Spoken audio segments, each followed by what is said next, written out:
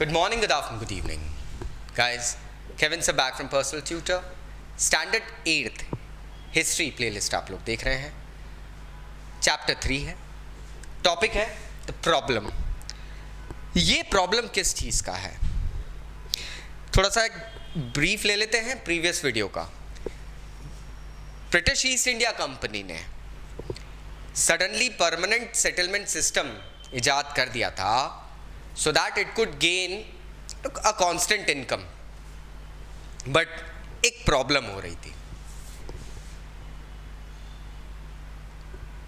हर जमींदार इतना इंटरेस्टेड नहीं था कि वो लैंड को इम्प्रूव करे. आपने जमींदारों को अगर इनकम कमाने का मौका दिया तो आपने ये सोचा था that you will be providing them with proper land and they will be going ahead and improving the land system production and all and their income would be improved. लेकिन बॉस ऐसा हो नहीं रहा था. गड़बड़ कहीं ना कहीं चल रही थी.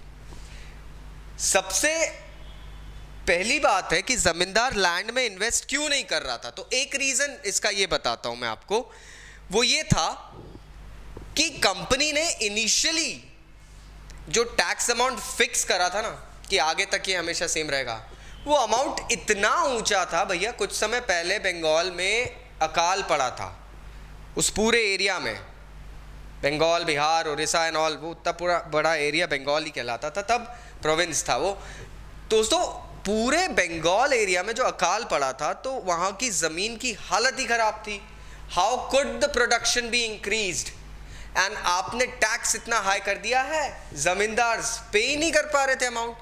अच्छा, परमानेंट सेटलमेंट सिस्टम में एक क्लॉज ये था कि अगर कोई ज़मींदार किसी रीज़न से, तालुकदार, राजा किसी रीज़न से रेंट नहीं पे करता है या टैक्स रेवेन्यू फॉरवर्ड नहीं करता ब्रिटिशर्स को, तो उनकी ज़मींदारी ऑक्शन हो जाती थी, नीलाम हो जाती थी. Numerous auctions took place at that time. बहुत सारी नीलामियाँ हुई थी, ज़मींदारी की नीलामियाँ. मतलब ये सुनने में बड़ा अजीब लगता है लेकिन हाँ, ये हो रहा था. सडनली आपकी पोजीशन की नीलामी हो जाती है, आपकी जगह किसी और को जिसके बस में है, लाइक रेवेन्यू कमा के ब्रिटिशर्स को देना, ईस्ट इंडिया कंपनी को, उनको ज़मींदारी दे दी जाती थी. ये चीज़ चल रही थी. अब 19th सेंचुरी के इनिशियल 10 years में, पहले डेकेड में सिचुएशन बदल गई. सिचुएशन ये बदली कि इंटरनेशनल मार्केट थोड़ा सा उठा था. ग्लोबल, देखो जब डिप्रेशन आता है तो मार्केट डाउन होता है. सारे ग्लोब की इकोनॉमीज मिलके कोशिश करती है किसी तरीके से एक ग्लोबल इकोनॉमी को ऊपर उठाया जाए. Nobody wants to live in a depressed state economically, specifically. अब हुआ ये कि ग्लोबल इकोनॉमी बढ़ी, मार्केट में प्राइसेस बढ़े, कल्टीवेशन एक्सपांड हुआ, जमींदार की इनकम बढ़ गई. अब यहाँ पे एक और हिलेरियस चीज होती है. जमींदार की इनकम बढ़ गई लेकिन कंपनी मुंह ताकती रह गई. क्यों? क्योंकि दोस्तों हुआ ये था कि ईस्ट इंडिया कंपनी ने एक परमानेंट सेटलमेंट सिस्टम इम्प्लाई करा था कि भैया परपेचुअलिटी तक यही अमाउंट हम आपसे लेंगे, ये कभी बढ़ेगा नहीं. अब जमींदार तो खूब कमा रहा है, ईस्ट इंडिया कंपनी के पास एक लिमिटेड अमाउंट जा रहा है, वो उस अमाउंट को बढ़ा नहीं पा रही है. क्या करें? आप भैया कॉन्ट्रैक्ट साइन करके बैठ चुके हो, आपने ज़मींदारों की बहुत सारी ज़मीनें, उनकी पोस्ट नीलाम करी है boss. You don't have any rights now. नीलामी मतलब एक लीगल टेंडर आपने करा है. ज़मींदारों को फिर भी यहाँ पे एक बहुत ही अजीब सा एक सीन दिखता है.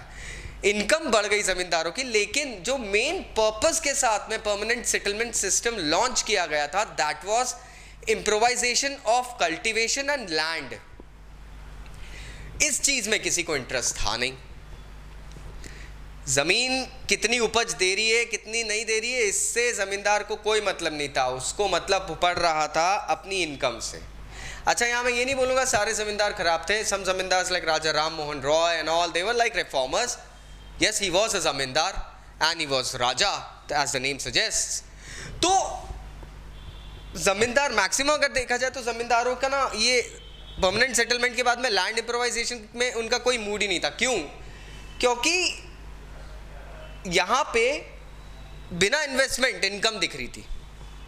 जमीन आपके पास है, जमीन का राइट आपको दे दिया है, जमीन से एज लॉन्ग एज जितना रेवेन्यू निकल रहा है निकालो, अपना रखना है अपने पास है, बाकी ब्रिटिशर्स ने जितना मांगा था उनको देना है।